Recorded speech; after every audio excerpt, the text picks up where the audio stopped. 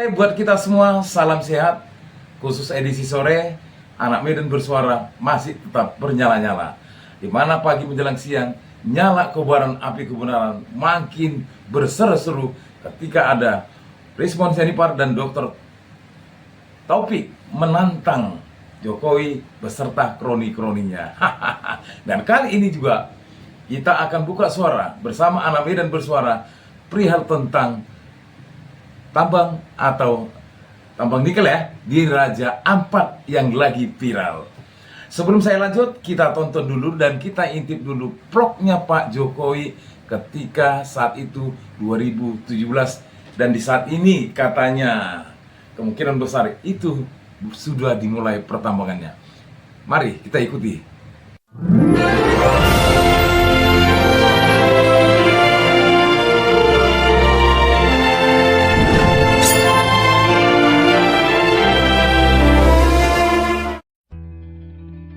Video vlog Joko Widodo atau Jokowi saat menjabat Presiden ke-7 RI di Kepulauan Raja Ampat, Papua Barat Daya, kembali viral. Warganet pun ramai-ramai menghubungkan vlog itu dengan izin tambang nikel milik PT Jokowidi Nikel, Gunung, yang dikeluarkan era Jokowi pada tahun yang sama. Sebelumnya, Menteri Energi dan Sumber Daya Mineral Bahlil Lahadalia menyatakan, izin produksi pertambangan nikel milik PT GAG Nikel, Gunung, di Kabupaten Raja Ampat, Papua Barat Daya, telah diterbitkan sejak 2017.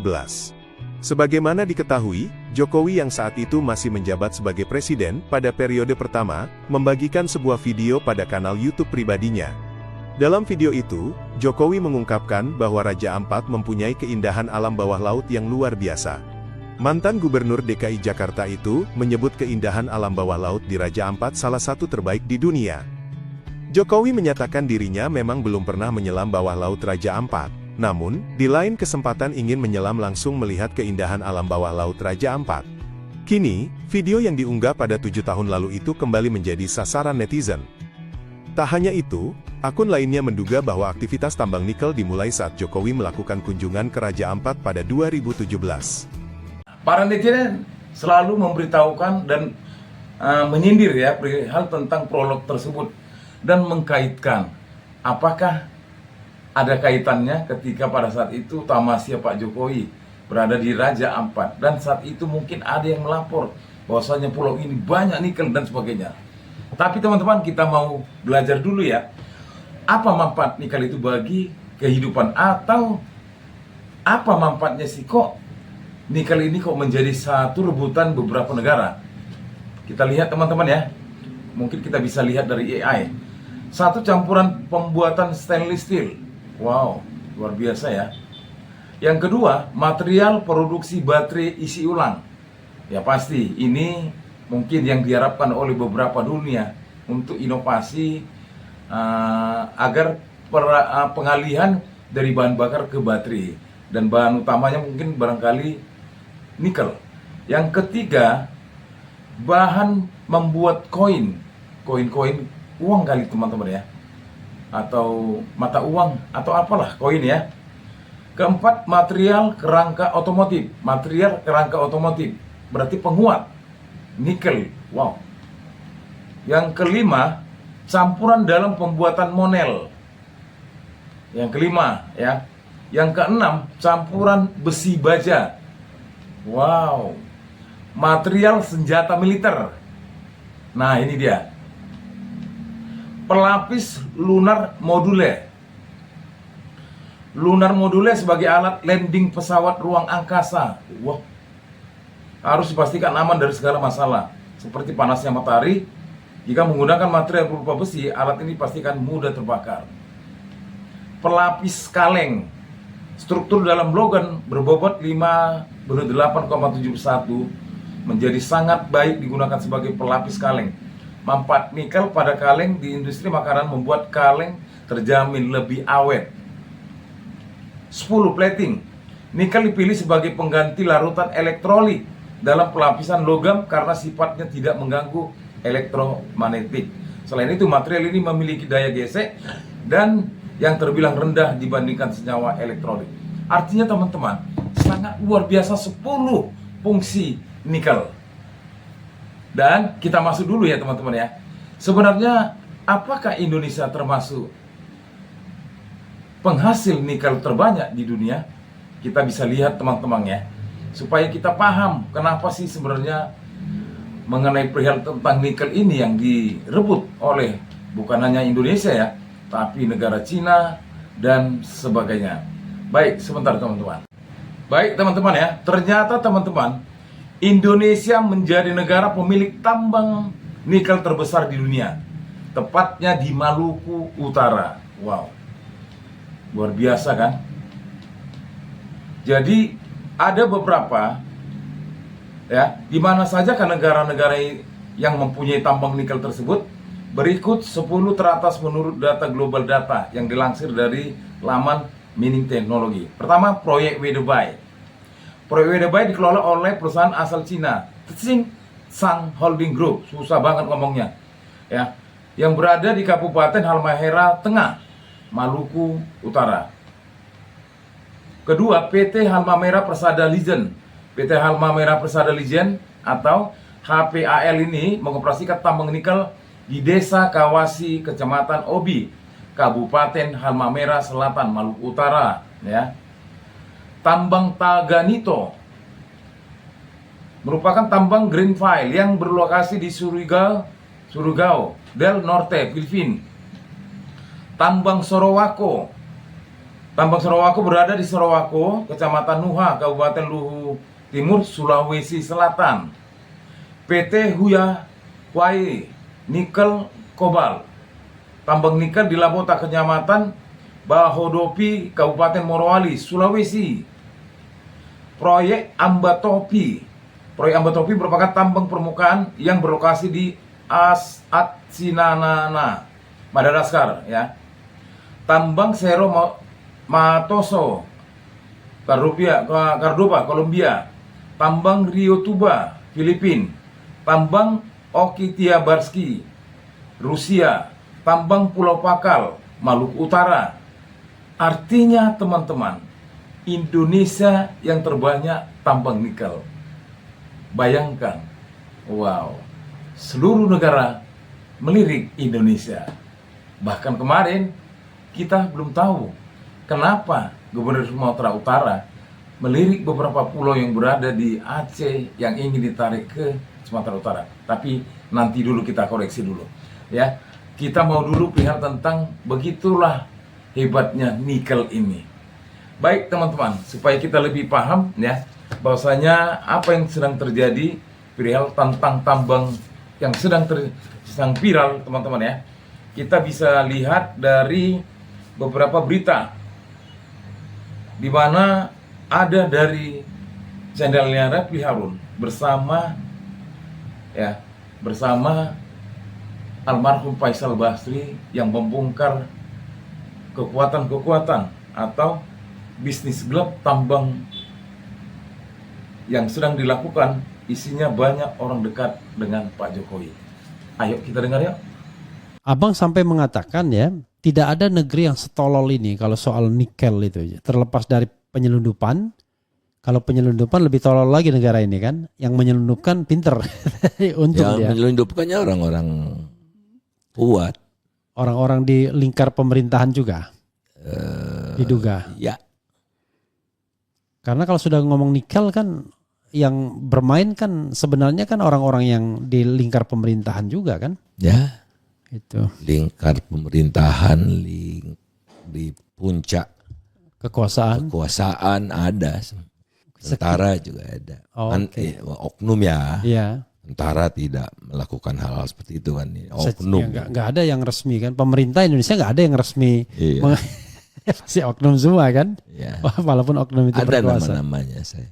Oke. Jadi nama-namanya ada. Ada. Misalnya kalau saya tanya tanpa harus menyebutkan nama. Di kabinet ada di kabinet. Ada. Tidak ada yang persahabatan tulus. Kalau untuk hal-hal yang buruk, melanggar hukum kan. ya. Oke. Insya Allah akan terungkap semua nanti suatu ketika. Oke, itulah sebabnya kemudian kekuasaan sekarang takut sekali kalau kalah begitu. Betul. Oke. Ketakutannya sudah sedemikian sangat sehingga upaya untuk perlindungannya pun teramat eksesif gitu ya. Ya.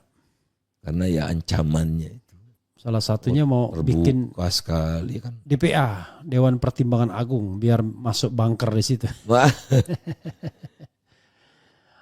Bang, soal yang tidak ada negeri yang setolol Indonesia itu abang bisa ceritakan lagi. Soal hitung-hitungan di mana Indonesia, kata abang, keuntungan nikel itu 90% dinikmati oleh China. Indonesia cuma 10%. Itu gimana salah jalan ceritanya? saya ternyata. Oh salah. Indonesia memperoleh nilai Ya. yang minus. Oh minus. Minus. lebih tolol lagi berarti. Oh iya, super.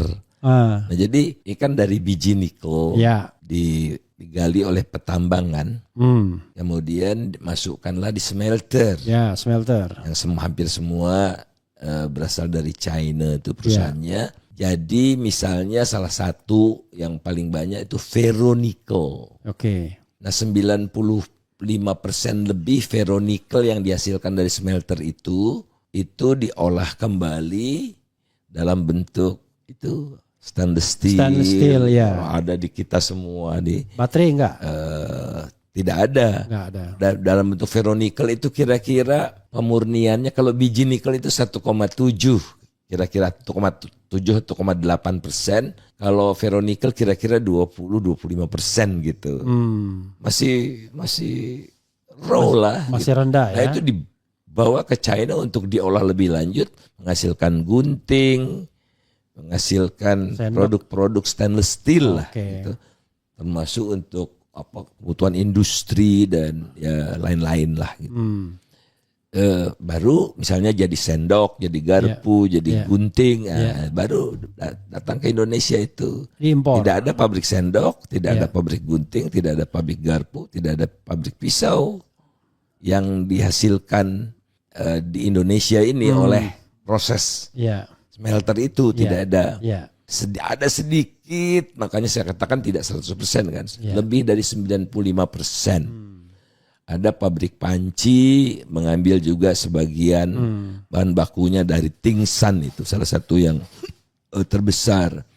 Nah, jadi misalnya biji nikel ini nilainya 10, ferronikelnya 40 misalnya. Okay. Maka smelter itu menghasilkan nilai tambah 30 kan, 40 kurang 10. Nah 30 ini siapa yang nikmati? Pemilik modal. 100% pemilik modalnya China. Keuntungan ya, keuntungan entrepreneurnya. 100% dari China. Ada dari Indonesia Neka Tambang dengan Vale ya, tapi sangat kecil sekali. Ini kan ini fenomena yang terbaru ini. Jadi pengusahanya 100% dari China, ya keuntungannya 100% dari ke China. Hak mereka. Teknologinya dari China. Kan bayar paten teknologi itu kan. Patent fee-nya 100% lari ke China. Modalnya dari bank-bank China. Bayar bunganya ke China juga. Nah tinggal dua, tanah dan pekerja.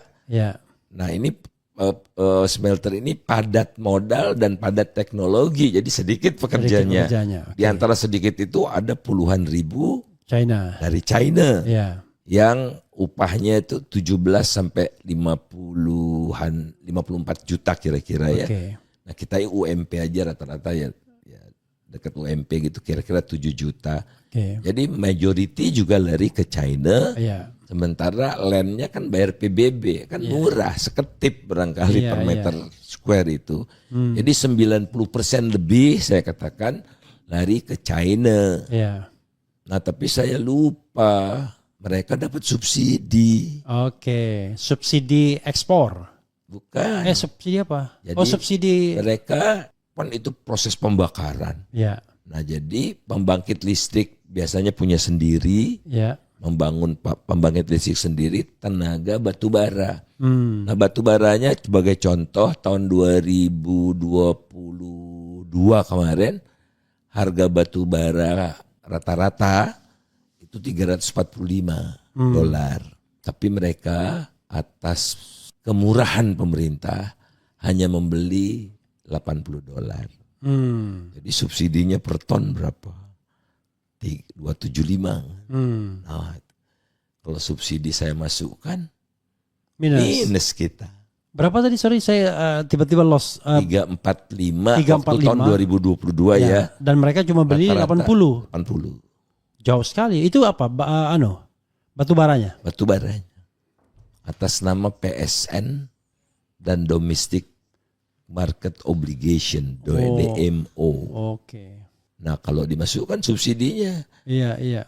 Kita dapat tidak sampai 10%, tapi kita kembalikan lagi dalam subsidi kan? Iya. Jadi domestic market obligation itu maksudnya Cina juga sebenarnya yang di domestik sini. PLN tentu saja wajar kalau dapat subsidi. Iya. Jadi kalau perusahaan batubara itu wajib berapa persen, 22% untuk domestic market. Untuk kebutuhan domestik masuk mereka. Oh, jadi mereka dihitung domestik juga. Karena yang PSN, iya, karena memang di domestik kan. Iya. Jadi minus kita dapatnya. Kalau ditambah pula dengan kerusakan lingkungan, kerusakan sosial, minusnya semakin besar. Oke, dan itu negeri yang setolol-tololnya berarti. Dia tidak ada negeri separah itu. Di video tadi pertama saya sudah sebutkan teman-teman ya, apa kegunaan nikel. 10 kegunaan nikel tadi saya sudah sebutkan. Termasuk ketika almarhum Faisal Basri mengatakan bahan mentah tambang kita jual ke salah satu negara yaitu Cina, RRC ya. Dan ketika diolah, karena kita nggak bisa mungkin mengolah atau alat-alat mereka itu lebih canggih kan, kita masih memang kita hanya menjual hasil tambang. Ternyata apa yang disampaikan oleh Faisal Basri tadi, kalau dihitung-hitung tingkat kerugiannya lebih tinggi, belum lagi plus kerusakan alam. Jadi untuk apa dikelola tambang tersebut? Seharusnya memang betul apa yang dikatakan Faisal Basri. Dia harus mengetahui dulu berapa penghasilan yang akan dia ambil dari pulau tersebut dibanding dengan kerusakan alamnya. Kalau minus, ngapain dilanjutkan? Seperti kata channel Refli Harun, ya Menteri Lingkungan Hidupnya bodoh. Mungkin. Kita lanjut yuk. Tapi itu untuk negaranya, tapi untuk kompradornya enggak. Yang kan selalu kan kalau ekonomis begitu kan pasti ada kompradornya kan. Ya. Yang kita tidak tahu ya dealnya seperti apa dengan China. Mungkin ya oke, saya biayai deh kereta cepat. Nah kan nggak sanggup, nggak punya duit. Oke, saya biayai deh. Meleset sedikit, oke lah saya talangi. Kasih kayak konsesi macam-macam ya. Daya alam biasanya itu di berbagai negara juga seperti itu. Yang terjadi pada Laos juga seperti itu. Dan tujuannya adalah membangkrutkan negara itu. Saya tidak sampai ke sana, tapi memperoleh sumber daya alam yang sebesar-besarnya untuk menjadi produk strategis mereka sebagai kekuatan ekonomi dunia kan. Jadi mereka ini kan BRICS ya. Obor. Ya. One Belt, One Road itu untuk kemudian penguasaan pelabuhan segala macam kan untuk memperlancar logistik mereka sehingga mereka kompetitif produk-produk ekspor mereka dan semakin mudah mereka mengimpor berbagai macam kebutuhan untuk industrialisasi mereka. Dan akhirnya mereka lah sekarang China yang memiliki penguasaan terbesar, dominan sekali untuk rare earth itu. Hasil produk yang langka itu. Ya kan di dalam biji nikel itu bukan hanya nikel, ada feronya, ada magnesiumnya, dan macam-macam itu. Kaya sekali. Dan mereka itu dapatkan itu karena sebenarnya pengolahan di sini cuma berapa persen gitu ya? Ya, dan yang diselundupkan itu ya lebih kacau lagi. Semua jenis unsur itu ya udah mereka nikmati. Jadi waktu penyelundupan yang 5,6 juta itu raw materials lagi, nggak ada pengolahannya sama sekali. Sama sekali tidak ada itu. Tapi malah kalau dari hitungan kerugian negara, yang penyelundupan itu jangan-jangan lebih untung dibandingkan di smelterisasi yang kata abang ada subsidinya segala. Kalau di smelter itu kan mereka berekspansi, misalnya perusahaan-perusahaan smelter kan sudah ada di China, perusahaan smelter ini. Selama ini mereka beli bahan baku dari berbagai negara, Australia, Indonesia, Filipina gitu. Kalau mereka ekspansi, mereka tidak bisa lagi menggunakan batu bara kalau di China. Jadi welcome. Di negara kamu kan tidak bisa batu bara, di saya masih boleh batu bara gitu. Oke. Kemudian datang. Kamu kan kalau beli biji nikel di Shanghai $80. Saya kasih kamu 40 aja. Gitu kira-kira ya. Iya. Oh, kira-kira separuh lah begitu. Karena kalau kita menerapkan larangan ekspor, kan jadi melimpah kita dalam negeri, ya harganya turun kan. Kemudian keuntungan kamu enggak perlu bayar pajak bisa sampai 20 tahun.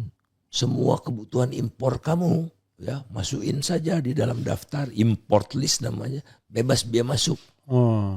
Pekerja kamu datangkan, tidak perlu visa kerja, visa turis juga, visa kunjungan boleh. Ya siapa yang enggak mau? Lalu untungnya bagi kita apa itu? Ya itu tadi minus. Enggak, maksudnya untungnya kalau orang melakukan itu ya keuntungan pribadi berarti. Buat bangsa ini ya minus kan? Iya. Kan otoritas yang melakukan itu kan? Ya otoritas. Ya kita tidak tahu tuh dealnya apa. Oke. Bantu IKN-nya bisa jadi kita tidak tahu lah. Tapi ya itu menurut saya sudah bertentangan dengan Undang-Undang Dasar 45 pasal 33. Bumi, air, dan kekayaan alam yang terkandung di dalamnya dikuasai oleh negara bagi sebesar-besar kemakmuran rakyat Indonesia kan, bukan rakyat luar negeri. Semakin paham ya teman-teman. Video ini adalah video lama teman-teman ya, yang dibangkitkan, diputar kembali oleh channel Refli Harun ketika dikala dia mengundang almarhum Faisal Basri. Banyak kenangan kata-kata bijak dari Faisal Basri yang menjadi pertanyaan, negara luar yang menjadi makmur, sementara kita mendapat ya katakanlah kerusakan alam yang takkan mungkin bisa diperbaiki lagi. Inilah dia bisnis gelap tambang yang isinya banyak orang dekat Pak Jokowi. Lagi-lagi saya juga akan menampilkan channel QNC teman-teman ya, di mana ada tipu-tipu transisi energi cara licik mengeruk kekayaan alam Indonesia. Kita bahas kembali dan kita tonton. Indonesia adalah sebuah negara terbesar di Asia Tenggara, memiliki lebih dari 17.000 pulau besar dan kecil. Luasnya 5,1 juta kilometer persegi. Luas daratan hanya 1,9 juta kilometer persegi. Indonesia memiliki hutan tropis seluas 120 juta hektar, terbesar ketiga di dunia. Indonesia berpenduduk lebih dari 277 juta orang. Populasinya terkonsentrasi di Jawa yang hanya seluas 7% daratan Indonesia. Sebagai negara berkembang, Indonesia turut menyumbang emisi dengan penggunaan energi fosil yang memicu perubahan iklim. Menurut data European Commission, volume emisi gas rumah kaca Indonesia pada tahun 2022 mencapai 1,24 gigaton karbon dioksida. Angka itu meningkat 10% dibandingkan tahun sebelumnya. Ini adalah rekor tertinggi di tingkat nasional. Porsinya mencapai 2,3% dari total emisi gas rumah kaca global. Sejak 2009, Indonesia berkomitmen untuk menurunkan emisi hingga 41% pada tahun 2020, dengan catatan mendapatkan bantuan internasional. Pada 2022, Indonesia menaikkan target penurunan emisi pada 2030 menjadi 43,2% apabila mendapatkan bantuan internasional. Dengan demikian, Indonesia bisa mencapai nol emisi karbon sebelum 2060. Tapi, bagaimana komitmen reduksi itu dilaksanakan dengan agenda transisi energi?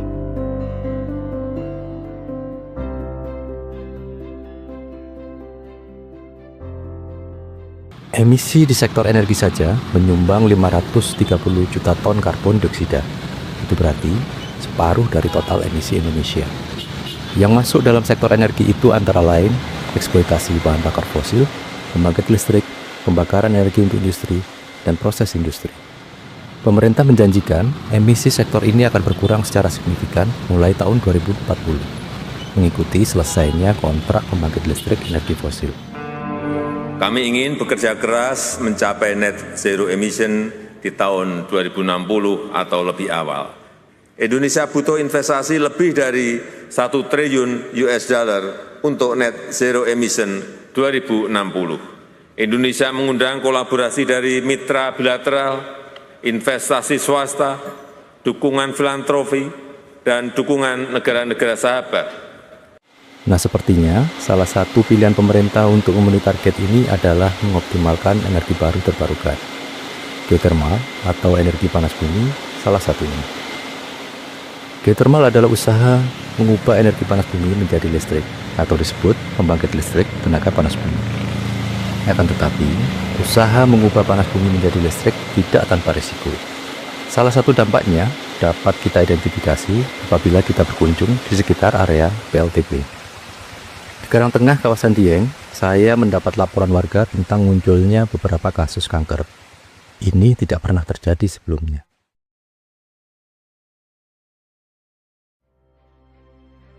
Februari 2024, saya mengunjungi Dieng. Pada pagi hari, tercium aroma yang menusuk hidung. Saya menggunakan Gastec, sebuah perangkat kecil pemeriksa kualitas udara. Kandungan hidrogen sulfida, H2S, di udara terdeteksi 0,5 ppm. Ini melampaui ambang batas keputusan Menteri Lingkungan Hidup nomor 50 tahun 1996 tentang baku tingkat kebauan. Ambang batasnya hanya 0,02 ppm.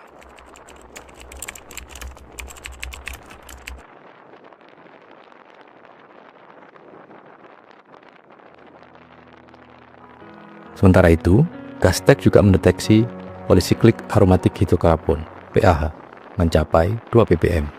Meski belum diatur secara khusus ambang batasnya, Peraturan Menteri Lingkungan Hidup nomor 14 tahun 2020 menyatakan bahwa PAH masuk dalam kategori pencemar udara. Ambang batasnya dalam satuan lebih kecil, ppb. Misalnya glycerin atau benzoantrasin yang dibatasi 0,5 ppb.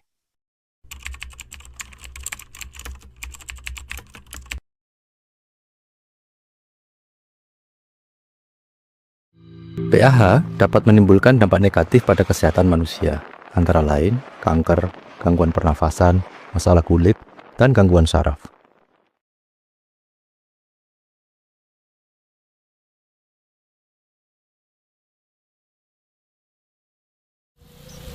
Selain resiko kesehatan manusia, saya juga menerima informasi lain dari warga Pocoleo di Flores. Tingkat produktivitas di kawasan sekitar PLTP Ulumbu menurun signifikan. Kopi, kemiri, dan cengkeh tak lagi bisa dipanen. Bersama warga Gendang Lungar, Pocoleo, saya bersama-sama memeriksa kondisi lingkungan dengan cara pemantauan yang mudah. Untuk memeriksa kualitas air, kami berlatih menggunakan peralatan pengukur seperti pH meter, TDS meter, refraktometer, dan DO meter. Warga juga berlatih untuk memeriksa kualitas air dengan parameter ratusan makhluk makroinvertebrata, dikenal dengan biomonitoring. Selain itu, warga juga berlatih bagaimana menyiapkan sampel air untuk uji laboratorium. Untuk memeriksa kualitas udara, kami menggunakan alat Gastec dan EcoChecker. EcoChecker merupakan cara pemeriksaan gas dengan menggunakan lempengan logam perak untuk mengukur korosi H2S, dan tembaga untuk klorin. Proyek geothermal di Ulumbu dikembangkan oleh perusahaan milik negara, PT Perusahaan Listrik Negara, PLN. Saat ini, mereka melakukan perluasan unit baru di 3 desa di kawasan Pocoleo. Proyek PLTP masif dilakukan di seluruh Indonesia karena pemerintah mengundang investasi asing dalam banyak pertemuan internasional. Mariatini, salah satu perempuan warga Gendang Lungar, menceritakan kemarahan saat mencegah geothermal masuk ke wilayahnya. Ini tidak ada peluru di dalam. Isi sudah. Kami mau mati sekarang. Asalkan kami, menurut kami tidak salah. Karena kami tidak mau pindah dari Pocolok sini. Kami mau bawa kemana saja. Dan Pocolok ini tidak dijual kepada siapa-siapa. Apalagi pada orang asing yang kami tidak pernah kenal. Itu kami bilang begitu di sana. Nah, satu-satu kalau ngomong, saya pusing sekali. Kami lebih pusing, Pak. Dengan kehadiran Pak di sini, kami lebih pusing. Agar proyek itu dapat diterima oleh warga di Pocoleo, PT PLN membuat dan menyebarkan brosur yang berisi berbagai informasi terkait penjelasan dampak-dampak negatif yang dikaitkan dengan geotermal di berbagai tempat. Aktivis jaringan advokasi tambang, Jatam, menunjukkan adanya disinformasi pada brosur yang dibuat oleh PLN itu. Dampak lingkungan dan kesehatan adalah sesuatu yang nyata pada tapak-tapak PLTP, namun tetap disangka. Yang paling mencolok, untuk menyangga dampak PLTP pada pertanian, PLN menyebutkan studi yang dilakukan oleh ITB dan Unika Ruteng. Ini untuk menjelaskan ketiadaan dampak geotermal pada sektor pertanian. Penelusuran Floresa, sebuah media setempat, menyebutkan bahwa Rektor Unika tidak pernah mengetahui tentang adanya studi tersebut. Belakangan, peneliti yang dikutip PLN menolak afiliasinya dengan Unika. Ia meminta Floresa menurunkan berita itu. Brosur itu menunjukkan bagaimana PLN melakukan disinformasi dengan memanipulasi nama kampus Unika demi mendapatkan dukungan warga. Kuat dugaan, ekstraksi panas bumi di seluruh Flores akan digunakan untuk menyiapkan pemenuhan kebutuhan listrik di Labuan Bajo, kawasan yang menjadi salah satu proyek industri wisata 10 Bali Baru. Potensi besar geotermal Indonesia dijadikan peluang untuk menarik investasi. Sayangnya, investasi seperti kreditan Stalfur Wederaufbau KfW Jerman di Pocoleo ternyata merupakan bagian dari komitmen hutang ASEAN Development Bank kepada Indonesia dalam agenda transisi energi.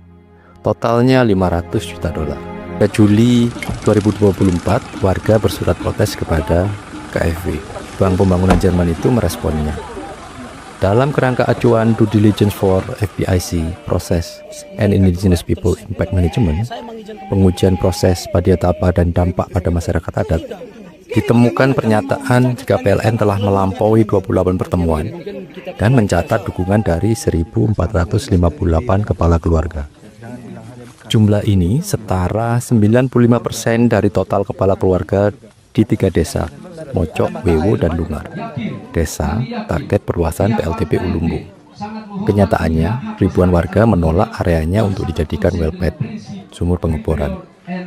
Saat investigator independen KfW, Monkey Forest Consulting, berkunjung pada September 2024, ribuan warga menyatakan ketidaksetujuannya.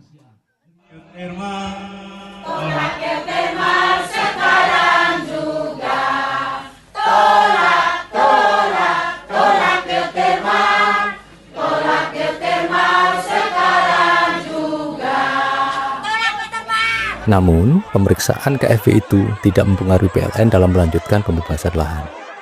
Pada 2 Oktober 2024, warga melakukan perlawanan kepada perusahaan yang dikawal kepolisian dan pengamanan lain. Warga mendapatkan kekerasan. Hal yang sama dialami jurnalis Floresa. Saat meliput aksi warga itu, ia ditangkap, dimasukkan mobil, dan mengalami kekerasan. Terbaru, pada 14 November 2024, pihak MFC, investigator KfW atas proyek ini, menemukan 4 hal utama pada pengembangan proyek Ulumbu, yaitu proses FPIC yang kurang memadai, tidak adanya rencana masyarakat adat, tidak melibatkan kelompok rentan, dan penentangan yang persisten dari masyarakat.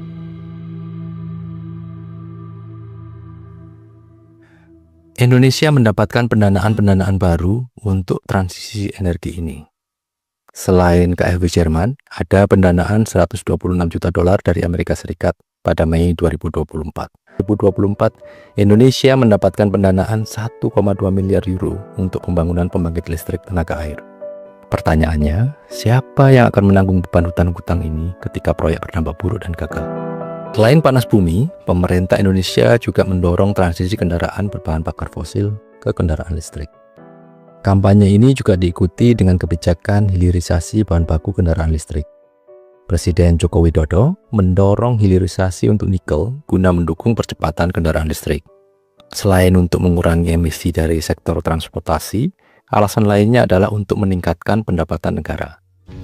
Ironinya, berdasarkan penelitian Jatam pada 2024, nikel yang diproduksi di Indonesia hanya untuk memenuhi 5% kebutuhan baterai kendaraan listrik global.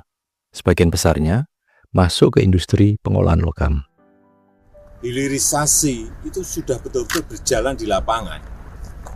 Ada yang di Morowali, ada yang di Konawe, yang ini akan memberikan nilai tambah yang besar sekali.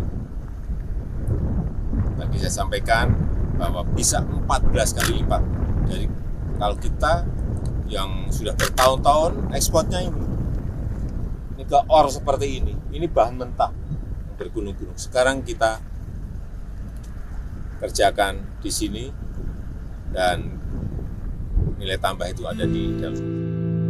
Saya menuju Pulau Halmahera. Di Kabupaten Halmahera Tengah terdapat industri nikel raksasa IWIP, Indonesia Wedaba Industrial Park, yang dibangun konsorsium perusahaan Tsingshan, Huayou Cobalt, dan Zenzi. Inilah pemandangan sepanjang melintasi Lalilev. Lalilev, desa letak industri IWIP, rusak dan tercemar sejak awal pembukaan lahan. Ini berdampak pada kesehatan warga. Udara berdebu memicu peningkatan infeksi saluran pernafasan. Puskesmas Lalilev melayani desa-desa di Kecamatan Weda Tengah. Jumlah penduduknya 13.282.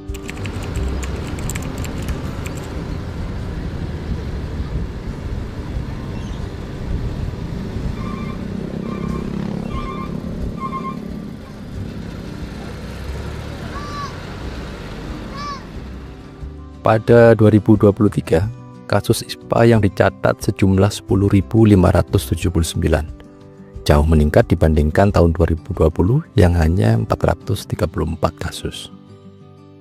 Debu yang mencemari udara tidak hanya berasal dari aktivitas tambang dan smelter nikel, tetapi juga dari cerobong asap 14 pembangkit listrik tenaga batubara baru yang menyuplai energi untuk kawasan industri ini. Pembangkit listrik yang dibangun itu sanggup memproduksi 4,5 gigawatt. Berdasarkan hitungan kasar, untuk memproduksi 1 megawatt per tahun dibutuhkan minimal 4.000 ton batubara. Dengan demikian, untuk memproduksi 4.500 megawatt dibutuhkan 18 juta ton batubara per tahun. Jika per ton batubara menghasilkan 2,8 ton CO2, maka area ini berkontribusi 51 juta ton CO2. Ini hampir 10% dari total emisi sektor energi Indonesia. Ini belum menghitung transportasinya. Jika kapasitas satu kapal pengangkut batubara mencapai 10.000 ton, dibutuhkan 1.800 kapal per tahun. Ini berarti ada 4 hingga 5 kapal batubara per hari. Jika satu kapal menghasilkan 1.000 ton CO2, transportasi ini setidaknya menyumbang 1,8 juta ton CO2 per tahun. Sagea adalah salah satu desa yang disasar untuk perluasan tambang pendukung nikel di IWIP. Kawasan ini merupakan wilayah kars yang seharusnya dilindungi untuk konservasi.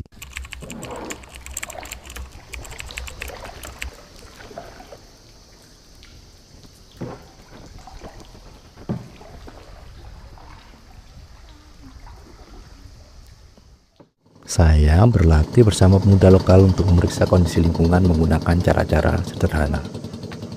Selain memeriksa di lokasi, saya juga membawa sampel air untuk diuji di laboratorium. 2 bulan setelah kunjungan ke area sekitar IWIP, banjir besar terjadi di Lalilev. Saat ini saya melaporkan langsung dari Kecamatan Weda Tengah. Hingga saat ini banjir masih terus menggenangi Desa Lokulamo dan Desa Lalilev di Kecamatan Weda Tengah, dan ketinggian banjir saat ini mencapai hingga 2 meter. Belajar dari kerusakan yang ada itu, warga Sagea gigih menolak wilayahnya untuk pertambangan. Selain IWIP di Halmahera Tengah, pemerintah menargetkan total 136 smelter pada 2025. Saat ini sudah ada 53 smelter sebagai bagian dari kebijakan hilirisasi. Ini adalah disinformasi terbesar terkait transisi energi menghadapi krisis iklim yang dilakukan pemerintah dan industri energi. Jadi apa yang disampaikan oleh almarhum Faisal Basri ya ketika memberikan atau sebagai narasumber di channelnya Refli Harun, bahwasanya hitungan-hitungan ketika dilakukan penambangan ataupun katakanlah transisi energi, ya, ternyata minusnya lebih banyak. Belum lagi tentang perihal alam yang rusak, seperti yang disampaikan oleh QNC tadi teman-teman ya, bersama beberapa para relawan yang memang memantau langsung ke lapangan. Dampak dari transisi energi ternyata banyak mengandung ataupun menyebabkan sesuatu malapetaka buat masyarakat. Kalau seperti ini, siapa yang disalahkan? Jadi artinya teman-teman, sahabat para subscriber saya di mana saja berada, para narasumber, buat apa dilakukan penambangan kalau toh juga sisi negatifnya ya lebih banyak dibanding sisi positifnya. Kalau hanya untuk memperkaya, mensejahterakan negara lain, negara luar, untuk apa? Lebih bagus kita nggak pakai listrik, tapi kita sehat. Untuk apa kita menggunakan mobil? Kita gunakan seperti apa yang dilakukan oleh negara lain, sepeda dan sebagainya. Kita nggak perlu terlalu bermuluk-muluk untuk menuju Indonesia makmur, Indonesia emas. Tapi kalau toh juga alam kita dirusak, hanya sekian persen untuk kita, tetapi sekian besar persen untuk negara luar. Seperti itukah yang terjadi di negara kita? Sementara penduduk Indonesia usianya makin lama, makin pendek, akibat efek polusi dan sebagainya. Buat teman-teman para subscriber, mohon kiranya upload video saya yang sore hari ini supaya di-share agar semua teman-teman kita tahu, karena saya juga baru tahu setelah melihat, mendengar apa yang berasal dari QNC Opposite. Terima kasih yang sudah memberikan informasi, karena beberapa hari ini kita pasti tidak tahu apa yang terjadi di provinsi yang ada proyek strategis nasional yang katanya untuk kesejahteraan rakyat. Tapi ada apa di balik semua itu? Untuk apa kita menyengsarakan rakyat hanya untuk memperkaya diri sendiri dan golongan? Sahabat-sahabat, para subscriber, para teman-temanku, saatnya kita lakukan sesuatu pembenahan lewat monitoring, lewat pengontrolan, baik lewat konten kreator dan sahabat-sahabat subscriber, lewat komentar serta share serta like yang diberikan oleh teman-teman menjadi sesuatu yang sungguh sangat berharga buat kami. Mari tetap kita kawal jalannya pemerintahan ini. Jangan rusak alam, karena buat apa kalau memang untuk menguntungkan orang? Lebih baik menjaga alam. Biarlah kita tidak memakai sesuatu, apapun itu kecanggihan-kecanggihan, tapi kita gunakan apa yang ada di alam kita. Salam perjuangan, hidup rakyat Indonesia, merdeka, merdeka, merdeka.